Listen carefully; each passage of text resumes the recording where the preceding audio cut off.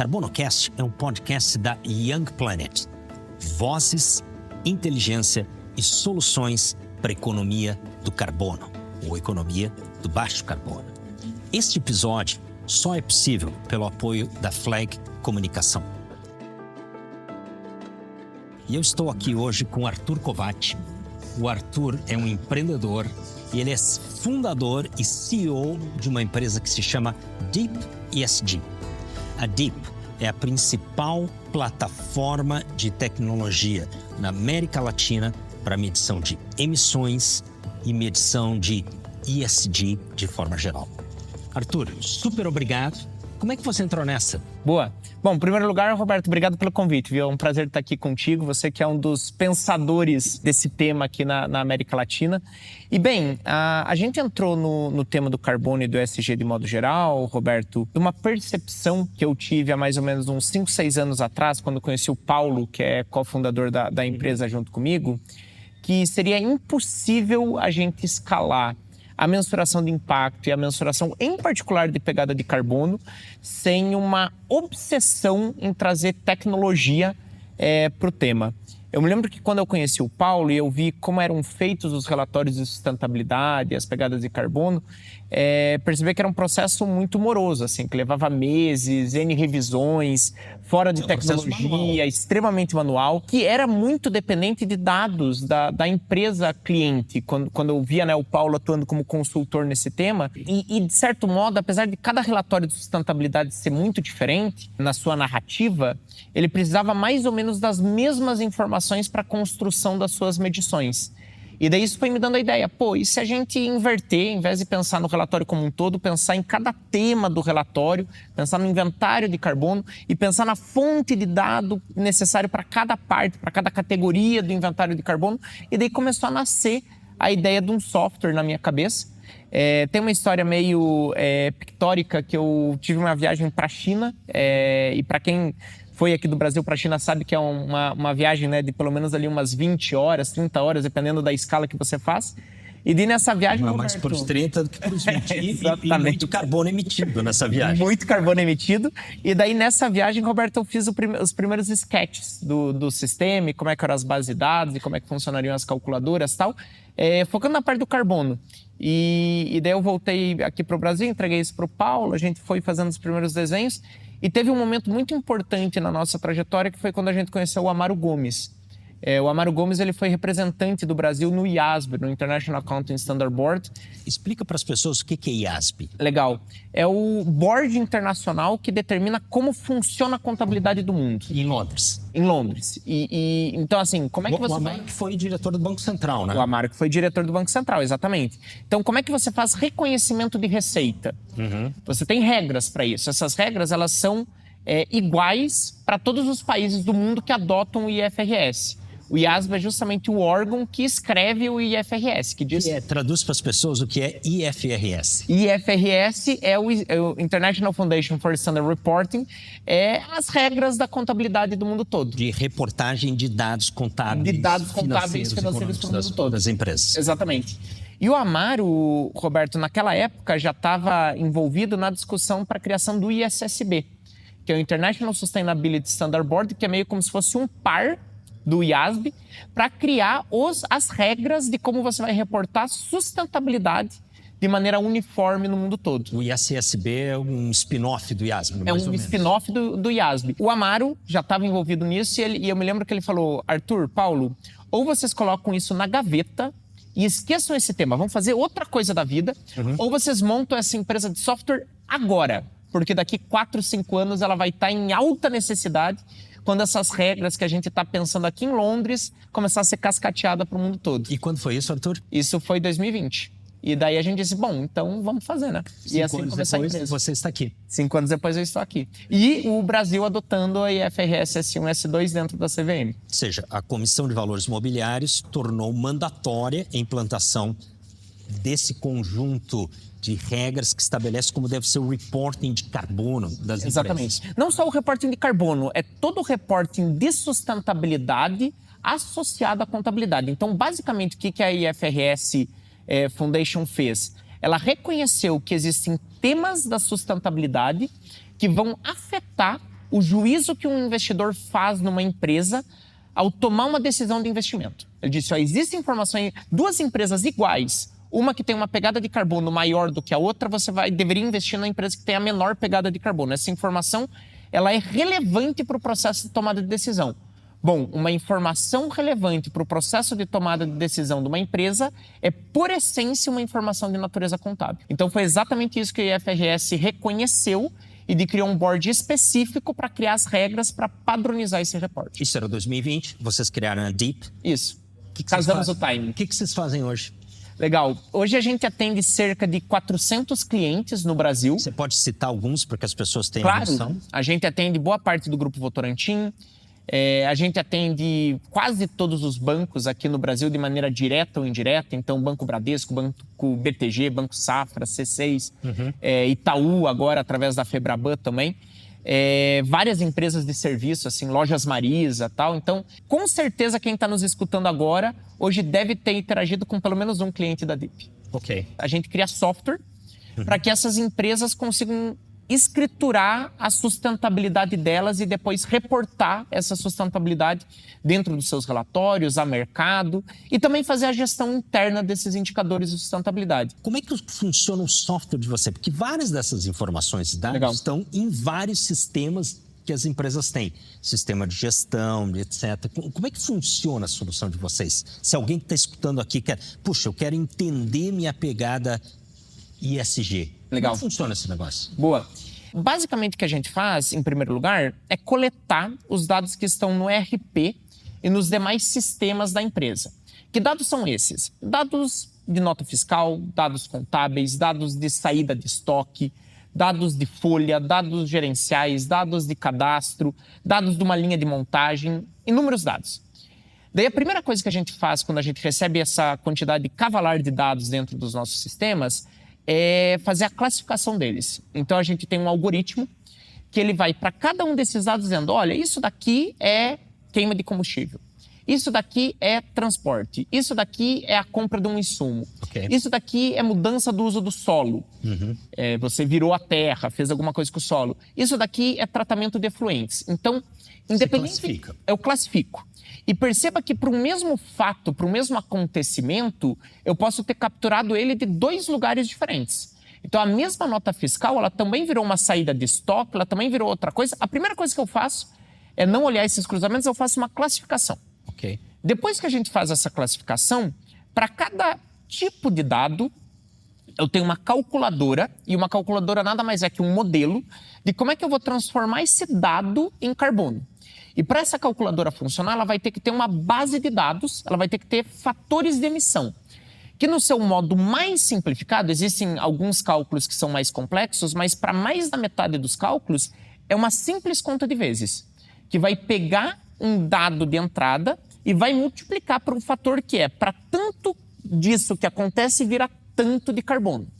Dá um exemplo. Por um exemplo, sei lá, você está dizendo, por exemplo, eu tenho uma locadora de automóveis, né? E a cada X quilômetros eu emito tanto de carbono, multiplico pelas horas alugadas. Uma coisa desse tipo? Uma coisa desse tipo. Por exemplo, para transporte, você tem algumas formas bem tradicionais de medir carbono. Uma delas é essa, por quilômetro-quilograma. Porque não basta só você saber a quilometragem, você tem que saber quantos quilogramas andaram nessa quilometragem. E o tipo de veículo. E o tipo de veículo e tal. Então, um dos fatores é por quilômetro-quilograma diferenciado por tipo de veículo e combustível. Um outro fator alternativo para você fazer essa mesma conta é tantos quilogramas de carbono para cada litro de diesel queimado. Então, um mesmo fato, Roberto, você pode ter diferentes modelos que vão utilizar diferentes fatores para calcular. Mas o que a gente faz, então, uma vez que a gente tem todos os dados, é com os fatores corretos, brasileiros, tropicalizados, fazer o cálculo de emissão de tudo.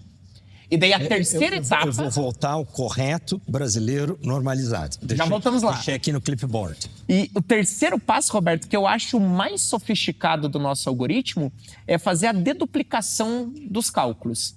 Então, como é que eu vou calcular, por exemplo, a emissão da combustão, tudo que a empresa queimou, sem contar duas vezes? Como é que eu vou calcular, tipo... porque eu tenho para o mesmo fato mais de uma informação. Mais de uma leitura de dados. Uma empresa, por exemplo, de veículos, eu vou ter o que ele comprou de combustível, uma nota fiscal, eu vou ter a quilometragem que ele andou.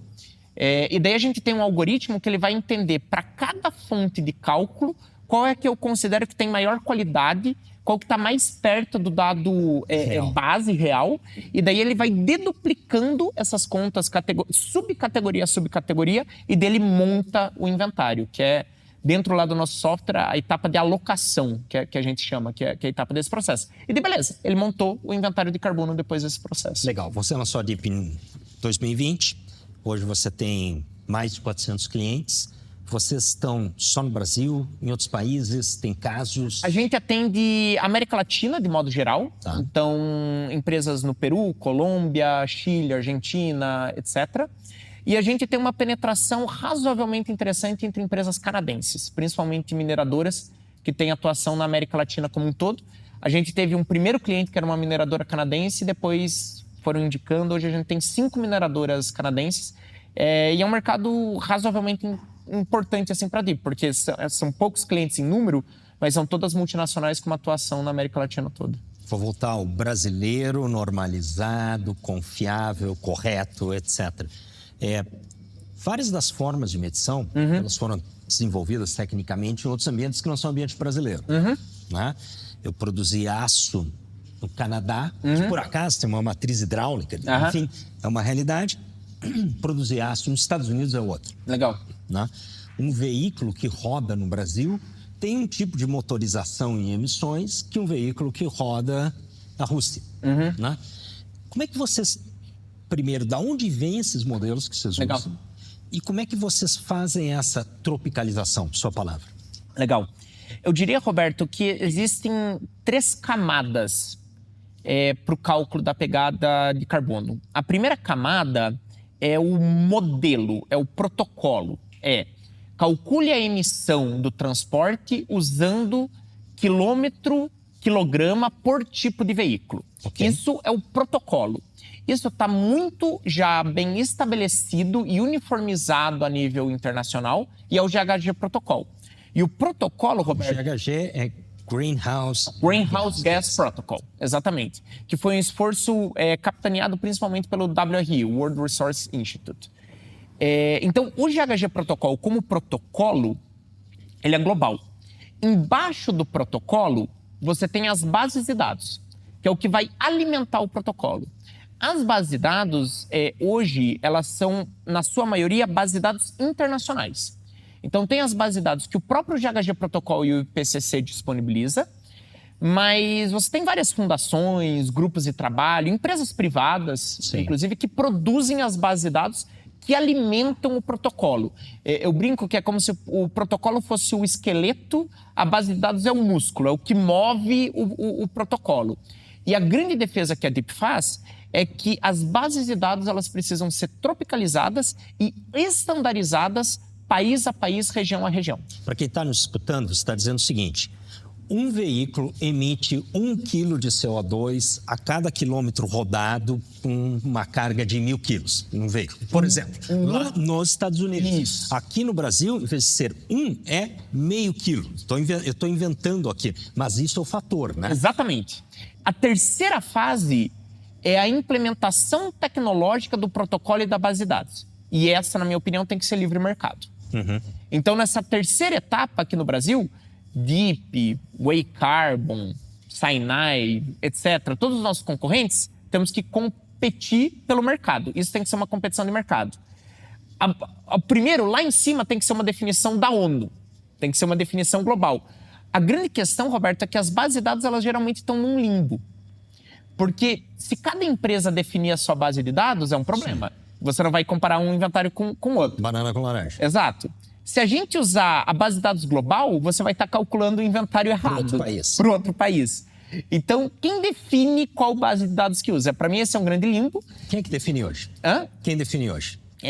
Depende. Cada contexto é alguém que define diferente. Por exemplo, para os bancos, quem vai definir vai ser a Febraban junto com a DIP. Legal. Então, a gente está construindo uma base de fatores. Essa base de fatores é a DIP que está construindo, o nosso time técnico. Uma mesma régua de medição. Exatamente. E a Febraban ela vai divulgar mercado. na Young Planet, nós estamos olhando a economia, que para nós é uma aposta. A economia do carbono, a economia do baixo carbono, que inclui as transações de crédito de carbono. Né? Para esse negócio funcionar, você precisa ter uma demanda por créditos.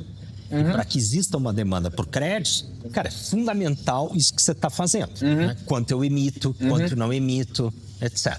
Né? E aí, a gente tem cenários diferentes de mercado. Tenho dito mercado voluntário, eu faço isso, eu compenso as minhas emissões porque os meus clientes valorizam, porque eu acredito que isso é importante, etc. Ou porque eu sou obrigado pela lei. Né? Faz mais ou menos um ano que passou a legislação que define a criação de um mercado regulado de carbono no Brasil. Né? Qual é a tua visão a respeito disso? Legal. Eu acho que o nosso mercado regulado de carbono, Roberto, ele tem uma grande virtude e um grande risco. Tá? E para explicar melhor, eu acho que é legal contextualizar que geralmente, a nível internacional, os mercados de carbono ou eles são carbon tax ou eles são carbon markets.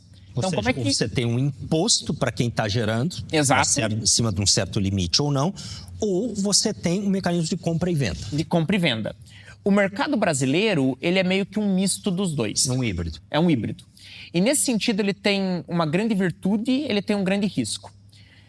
Qual que é a grande virtude do nosso mercado regulado? Primeiro que ele existe, segundo que ele é sério, ele é pesado. Ele existe, ele está em implantação. Ele está em implantação. Você tem uma secretaria sendo criada embaixo do Ministério da Fazenda para implementar esse mercado regulado. E ele tem punições bastante sérias. Assim, a empresa que tiver que fazer o seu inventário de carbono e tiver que comprar licenças para emitir e não fazer a aquisição dessas licenças para emitir, ela vai pagar uma multa sobre faturamento.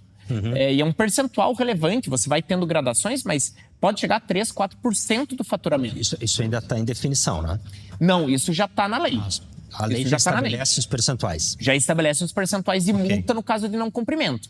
Você ainda não tem a régua de como é que isso vai escalando na medida que ela não vai cumprindo, mas já está lá na lei que você vai ter um percentual relevante do faturamento como multa. Então, assim, eu acho que o elemento do nosso mercado que puxou para um carbon tax, ele tem uma virtude no sentido que ele é um mercado que existe, um mercado que está em regulamentação e ele é um mercado sério. Eu tenho facilidade para conversar com o inglês, com o americano, com o alemão, que me perguntam, o mercado de carbono no Brasil, ele vai ser sério? Eu vou dizer, cara, ele vai. As empresas elas vão ser punidas se elas não aderirem aos parâmetros do mercado regulado. Onde que eu acho que ele é a fraqueza do nosso mercado regulado? Justamente por ele ser um modelo muito sui generis, muito próprio, ele tem muito espaço para regulamentação justamente de como é que vai funcionar o lado do mercado dele. Então, como é que uma empresa vai comprar da outra? Ou seja, isso tudo está em definição. Isso tudo está em definição. Aberto. O jogo sendo jogado. O jogo está sendo jogado, o que é um risco. Não necessariamente é ruim, mas ele pode caminhar para um lado muito positivo, muito pró-mercado, que cria um mercado líquido, que cria um mercado que gera interesse do europeu, capital, do japonês investir na nossa descarbonização. Fora do país. Ou não. Certo. Então, esse é o risco. Tá bom. Mas, de modo geral, eu sou muito otimista. Assim, eu conheço muito bem, né, o time da Marina, o time do Capobianco, o time do Aloysio. E sem fazer nenhum tipo de juízo político, fazendo um juízo puramente técnico, é um time tecnicamente muito competente, muito antenado, muito alinhado com o que foi feito em outros mercados regulados. Isso é legal, positivo, alvissareiro. Muito positivo. Tem gente tecnicamente qualificada. Qualificada a fazer. Trabalhando na construção do, digamos assim, do framework. Exato. E apesar de não ser o time do MMA que está construindo, isso está no Ministério da Fazenda, é um time que tem muita influência sobre o processo. Sim. E que está cedendo time para esse processo. Então, assim, eu acho que a boa notícia é Brasília tem bons quadros olhando isso. Legal. Se o ambiente político vai ser favorável à construção do mercado regulado promotor à economia brasileira, yet to be seen. E acho que tem muito lobby, assim, atrapalhando e ajudando esse processo a acontecer, sabe? Deixa eu te fazer uma pergunta do outro lado, né? As empresas, você mencionou algumas das empresas que são clientes de você, fazem a sua reportagem ESG e emissões. Elas precisarão dessa reportagem, né, para mostrar ao regulador se elas estão acima ou abaixo daquele limite estabelecido. Perfeito. Né? Isso vai valer para a empresa a partir de um certo porte. Né? Isso vai mudando ao longo do tempo. Né? Ok, digamos que eu estou emitindo mais do que eu preciso. Eu, portanto, precisarei compensar isso. Né?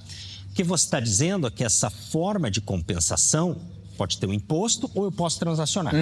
Né? Só que para transacionar, eu vou comprar, por exemplo, um crédito no mercado regulado brasileiro, quando ele existir e estiver implantado. Né? Uma questão crítica é o seguinte, para quem está produzindo esse crédito, vocês também fazem essa medição? Perfeito. Dentro do mercado regulado de carbono, essa medição vai ser muito simples, Roberto. Você vai ter o SBCE, que é o Sistema Brasileiro de Comércio de Emissão. Cada empresa vai submeter o seu inventário e o seu faturamento. Baseado nisso, o governo vai fazer a conta de quanto cada empresa está acima ou abaixo do seu target. E daí, a empresa que estiver abaixo do target, né, tá melhor, vai poder vender para a empresa que está acima. Então, isso vai ser um sistema muito automatizado dentro do sistema de medição do governo. Então, o que você vai precisar é ter uma medição muito assertiva da sua emissão, incluindo as questões de mudança do uso do solo, por exemplo. Um comentário que eu queria fazer só a respeito desse ponto, e que é justamente entre os vários pontos que ainda está confuso, é que não está claro se essa venda ela vai poder acontecer de maneira automática ou não.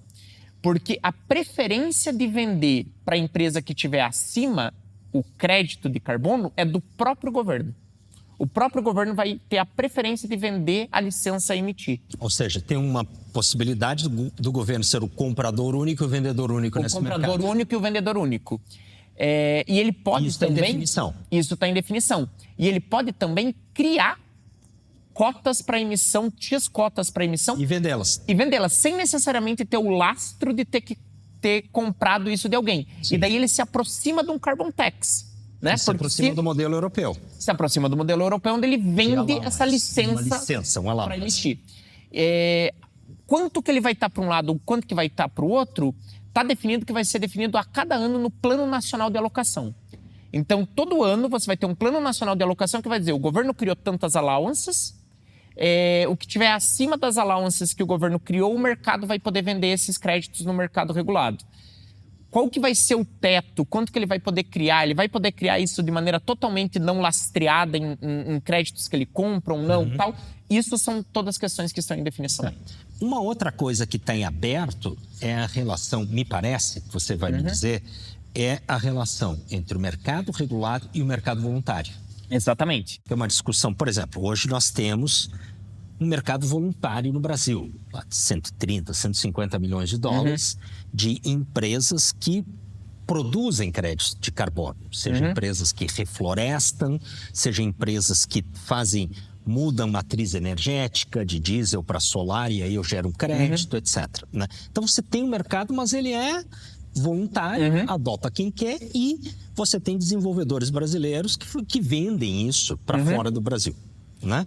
Mas essa relação dentro do Brasil não está estabelecida como isso vai funcionar, né? E você ainda tem um terceiro mercado, que é o mercado transnacional. Sim. De você vender esse crédito de carbono,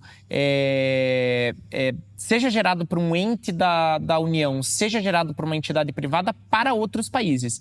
Então você tem, na verdade, Roberto, 3 mercados dentro da lei. O mercado regulado, o mercado voluntário, que como você bem disse, já acontece, e o mercado transnacional e jurisdicional, que também já acontece.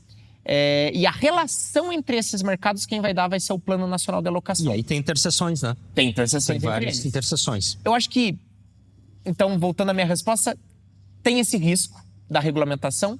A boa notícia é que tem bons times técnicos cuidando. A tendência é que dê certo. Pergunta, Arthur, se alguém quiser acompanhar isso, acompanhar essa discussão, fazer parte, como é que faz? Legal, acho que uma boa dica é curtir a página do Roberto Alvarez lá no LinkedIn e acompanhar esses podcasts, porque justamente esse é um tema em construção. Eu sei que vocês têm cursos também, a DIP tem alguns cursos também sobre o mercado regulado de carbono e o mercado voluntário, inventário de modo geral, mas eu acho que a grande dica, Roberto, é não ter medo de ler, de ir atrás, de procurar os documentos, de ler na íntegra e tal. Eu me lembro que quando saiu o mercado regulado de carbono, lá em 2024, eu li todo o projeto de lei, na semana seguinte. Sim. E daí um cara me convidou, depois de uma semana, para dar um podcast. E daí, basicamente, o que eu fiz, Roberto, foi dizer o que estava na lei. E daí o cara terminou o podcast dizendo, pô, Arthur, você é um especialista, tal, pá. E eu pensei, cá com os meus botões. Pô, a única coisa que eu fiz diferente dessa pessoa foi ter lido o projeto de lei que acabou de sair. Então, acho que, assim, é você ler, acompanhar podcasts e tal, mas a legislação está aí para ser lida e acho que tem que ter um pouco dessa leveza de espírito, de entender que esse é um mercado em construção. E por isso mesmo que eu acho que ele é tão excitante, porque ele tem muitas oportunidades, né? Os parâmetros, as prerrogativas dele estão todas sendo criadas agora. Eu acho que e é exatamente isso que a gente está olhando na Young Planet. Nós achamos que esta é uma economia em construção, ela crescerá significativamente. Sim. E tudo precisa ser construído. Exatamente. Você precisa de base de dados, você precisa de gente treinada, você precisa de marco regulatório, você precisa de players empresariais, de financiadores, está tudo para ser construído. Exatamente. Né? E se você que está nos assistindo, escutando, tiver interesse em saber quais são os projetos de crédito de carbono que existem no mundo, dá uma olhada no nosso site. Nós temos um dashboard com todos os projetos de carbono, de créditos de carbono no mundo mapeados e temos um produto de educação. Voltando para a originação dos créditos, Arthur, e nós vimos, não é segredo para ninguém, se você acompanhar a mídia, tem gente que foi parar na cadeia por problemas relacionados à emissão de créditos que necessariamente não existem ou que a terra, no caso, não é de sua propriedade, etc. Então, tem muita coisa acontecendo e num contexto no qual tem uma questão prática, que é: se eu compro no mercado voluntário ou no futuro farei uma compra que virá do voluntário, passará ao regulado, ou vice-versa, ser definido, né? Ou vice-versa, dentro ou fora do Brasil, eu preciso saber se eu estou comprando gato por gato ou gato por lebre.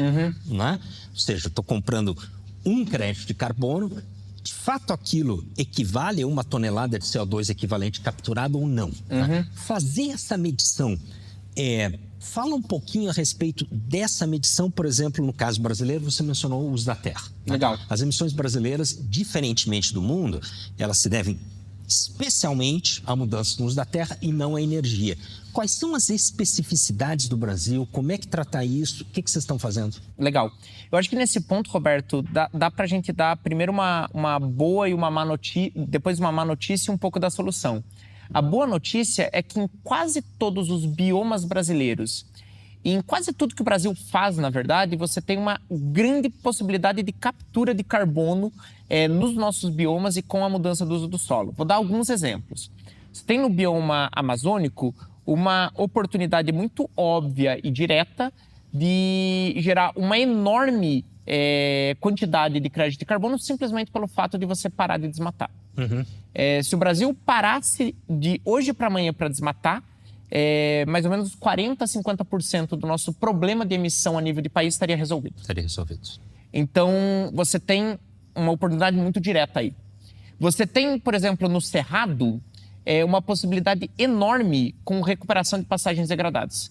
Você tem enormes extensões de terra no Brasil. Você tem dezenas de milhões, serão uma centena de milhão de hectares. Que tem um conteúdo de carbono no solo paupérrimo, ele é uma areia, mas que se você consegue colocar um processo produtivo em cima, que pode estar integrado na cadeia da pecuária, que pode estar integrado na cadeia da agricultura. Quer dizer, você não vai só olhar para o carbono, você vai olhar para o carbono em uma atividade econômica em cima também ligada à pecuária, ligada à agricultura. Você tem possibilidade de enriquecer esse solo com carbono, captura de carbono. Para quem está nos escutando, assistindo, se você fala ter carbono no solo, pensa nisso que você falou. De um lado eu tenho areia, só tem minerais. Isso. E do outro eu tenho aquela terra preta, carregada de matéria orgânica. Isso é o carbono no solo.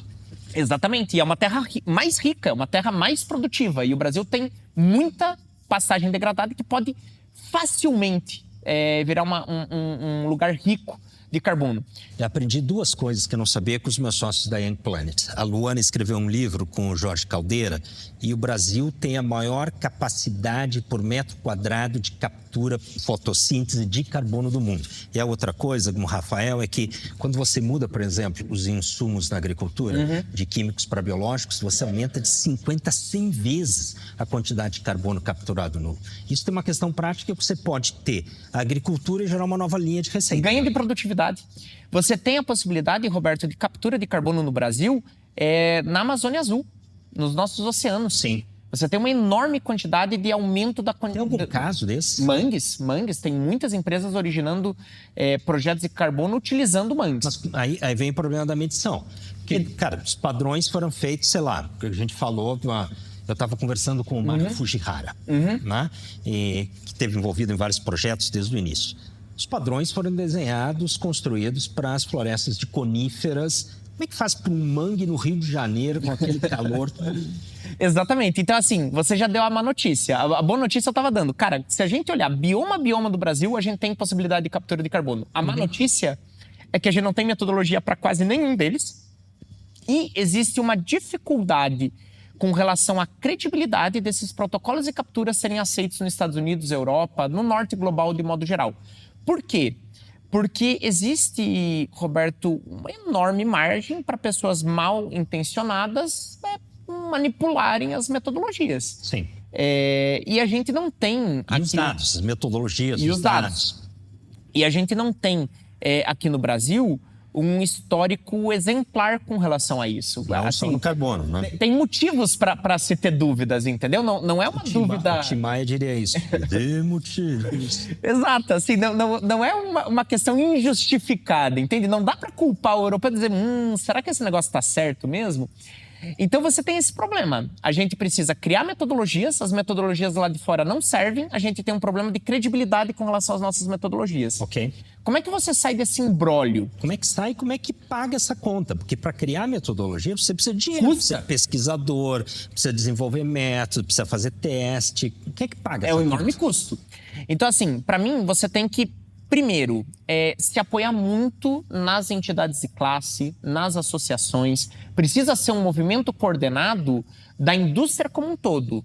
De olhar, vamos olhar para a economia do mar e criar uma metodologia para mangues? Okay. E daí você precisa, talvez, de um ou outro flagship numa Petrobras da vida, de uma Repsol, de uma empresa grande que, vamos dizer, vai ser o principal financiador desse projeto de desenvolvimento da metodologia, mas você precisa das outras empresas do setor apoiando, porque justamente é uma questão de credibilidade. Imagine você, a empresa A de um setor quer desenvolver uma metodologia, a empresa B quer criticar internacionalmente a metodologia da empresa A. Foi por terra todo o esforço. Então você precisa ter, em primeiro lugar, um esforço setorial coordenado. Esse é um ponto que eu não tinha muita clareza antes de conversar com você. Porque todas as discussões, no geral, de créditos de carbono, de emissões, elas se situam em dois níveis. Você tem o nível da empresa para fazer a medição que você faz, né? Eu sei que você faz mais coisas. E você tem o nível do país, de função, né? Dos protocolos, dos acordos internacionais, da COP, o Acordo de Paris, as NDCs, etc. Você está destacando o seguinte, que tem um nível intermediário, esse nível meso da economia, da base de dados, que talvez seja um ponto de alavancagem fundamental que pouca gente está prestando atenção. Exatamente. Então, esse é o primeiro ponto. Segundo ponto, você precisa ter bons quadros científicos, técnicos. E isso o Brasil tem. O problema é que, às vezes, eles estão no lugar errado. Às vezes eles estão numa faculdade que tem pouca conexão com esses problemas reais. Sim. Às vezes eles estão em empresas fazendo outras coisas. Então você precisa de empresas como a DIP que consigam coordenar esses quadros técnicos. E o terceiro elemento, você precisa de cooperação internacional.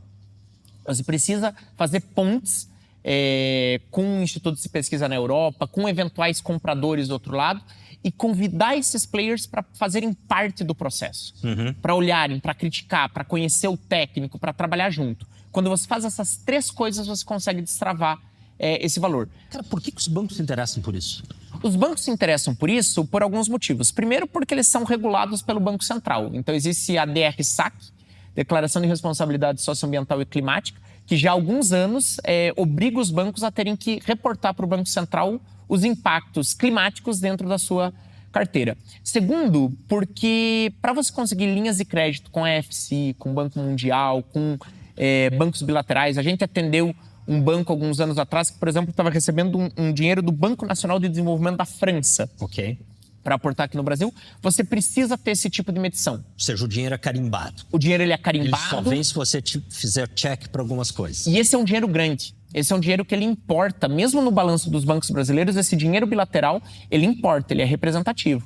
E terceiro, Roberto, porque isso importa para própria análise de risco do banco. Se os bancos, se dentro do sistema financeiro nacional, um banco financiar tudo que tem carbono e não olhar para a descarbonização e não olhar para a sua carteira, no momento que o mercado regulado liga e entra de pé, esse banco vai sofrer. A carteira desse banco vai sofrer. Sim, porque essa carteira, você vai precisar compensar isso vai requerir dinheiro. Vai requerir isso dinheiro. Vai afetar o balance sheet dessas empresas. Eventualmente, algumas empresas vão quebrar. Então, o setor bancário ele tem uma característica muito importante, que é, se uma empresa de bolacha quebra, uma pena, quebrou uma empresa de bolacha. Se um banco quebra, danou-se. É um problema sistêmico na economia. Sim. Então, o Banco Central, ele puxa os bancos nisso, mas os próprios bancos têm essa consciência e fazem um peer pressure, e cada banco dentro do seu conselho tem essa consciência de dizer, olha, a gente precisa olhar para esse tema de carbono também por uma perspectiva de risco e por uma perspectiva de oportunidade. A perspectiva de oportunidade, alguns bancos terão, outros não. A perspectiva de risco, eu percebo que ela é bem uniforme em todos os bancos. E daí, por que os bancos eles queriam uma base de dados nacional? Porque a base de dados do PICF misrepresented a realidade brasileira. Eu acredito que tudo aquilo relacionado a carbono e sustentabilidade, e eu acho que nós, na Young Planet, acreditamos, é uma das principais fronteiras possíveis e relevantes com escala para inovação. E mais do que inovação do lado do mercado, você precisa de inovação que venha do lado técnica e ciência. Né? Como é que você faz isso? Porque você precisa de conhecimento especializado para criar os métodos que ainda não existem. As pessoas, para pensar o que é um protocolo de medição, fala no Mangue. Eu vou botar um sensor. A pergunta é, quantos sensores por metro quadrado, por hectare? Coleta os dados de quanto em quanto tempo? Isso é um protocolo. E você precisa testar. Você precisa conhecer o material, o software, o solo, etc. Cara, precisa de muita ciência nessa coisa. Como é que você mobiliza esse conhecimento na DIP hoje? Legal. Eu acho que tem múltiplas estratégias, Roberto, e é um negócio difícil, mas que ele é fácil para a DIP porque a gente é apaixonado por isso, então ele se torna fácil. Eu acho que o primeiro ponto é estar perto da academia. Então a DIP ela nasceu dentro do ecossistema do ITA. Eu fiz ITA. Boa parte dos nossos técnicos... Eu sei que tem gente que entende de aritmética. Pois é. Então, vários dos nossos técnicos, eles vieram do ITA. Ok. O nosso técnico, o nosso diretor que olha da área estatística, era meu professor de estatística lá no ITA. O Mauro, que é esse economista, fez o doutorado dele no ITA. Então você tem gente com excelente formação técnica e com formação técnica especializada de alto nível. Exatamente. Dentro da empresa. E para a empresa ter isso, ela tem que estar perto da academia. Sim. O terceiro elemento é você mesclar isso com a sua atividade empresarial. Então, o que a gente faz dentro da DIP também? Cada inventário que a gente vai construindo de um cliente, ele também alimenta essa base de dados geral. Sim. Então, eu fiz um inventário de um cliente que é uma transportadora no Nordeste. Eu ganhei conhecimento de se ele tem caminhão a diesel, se tem algum biocombustível, se não tem, quanto que ele transporta de quilograma, por quanto de quilômetro, quanto que ele comprou de combustível para isso, tal. Cada inventário de cada cliente retroalimenta essa base de dados. E aí você tem duas coisas que acontecem ao longo do tempo. Primeiro, que com isso você consegue melhorar a precisão das suas estimativas. Exato. Né? E você constrói um ativo de dados que cada vez terá mais valor. Exato. E, articulado com o governo, com as entidades de classe, ele vai virando esse meso padrão no mercado, que, inclusive, e isso foi muito difícil explicar para o meu time, Roberto, os nossos concorrentes podem e devem usar. A base de dados lá da Febraban, eu acho que um momento epifânico, um momento de muita alegria que eu ainda vou ter, é quando um concorrente nosso incorporar isso num software que concorra com a DIP no nível empresarial, usando esse mesmo meso padrão de base de dados. Então, você separar isso em várias camadas é bem interessante. Se você tivesse uma varinha mágica, aliás, eu vou dar uma de presente para você. Ela está aqui fora da cena, mas nós temos a cerimônia da entrega da varinha, depois, né, de gravar o podcast. O que seria uma coisa que você gostaria que acontecesse para avançar a economia do carbono, dos créditos de carbono e uma economia descarbonizada no Brasil? Eu acho que seria conseguir espalhar uma compreensão em todos os setores produtivos da economia, governo, população em geral, que o carbono é um cavalo encilhado que está passando na frente do Brasil e que a gente tem que agarrar na crina desse cavalo para a gente não perder ele. Porque o Brasil ele é um país, Roberto, você sabe disso muito melhor do que eu, campeão em deixar cavalos encilhados passarem. Sim, nós poderíamos ser muito mais do que nós somos. Exatamente. E o carbono, Roberto, é um cavalo encilhado para o Brasil. A gente falou aqui de oportunidades de captura de carbono no agro, a gente tem oportunidade de captura de carbono, de originação de produtos de baixo carbono na indústria, na nossa matriz energética. A gente é um país que está perto dos grandes mercados consumidores dos Estados Unidos e da Europa. A gente tem uma vantagem de ter um menor custo de carbono no transporte. A gente tem boa relação com boa parte do mundo ocidental. O Brasil é um país que tem um Itamaraty forte. Então, assim, para mim, Roberto, é muito claro que é um dos cavalos encilhados que está passando na frente do Brasil. O tema de IA aumenta a necessidade por data centers limpos, etc. Cara, são muitos os ângulos que o Brasil pode surfar nessa economia de baixo carbono. E eu acho que isso não é uma consciência que está suficientemente disseminada entre os nossos dirigentes, entre os líderes empresariais, entre os líderes do governo. Eu acho que você tem setores e pessoas que entendem isso. Isso não é conversa de botequim, de botequim. E isso tem que virar conversa de boteco. Assim, as pessoas têm que se empoderar desse tema. Para você que está nos escutando e nos assistindo e quiser conhecer mais sobre carbono, emissões, a economia do carbono, entra no site youngplanet.com. Nós temos um inventário de projetos de carbono que existem no mundo, temos produtos, temos conteúdo, produtos de conhecimento para você que quer conhecer mais. Arthur, foi um privilégio conversar com você. Privilégio meu. Espero que nós possamos repetir essa conversa. Com certeza. Obrigado, viu, Roberto? E este episódio só foi possível graças à Flag Comunicação. Acompanhe a Young Planet nas redes sociais. Este podcast está disponível no Deezer, no Spotify e em outras plataformas. Nos vemos por aí.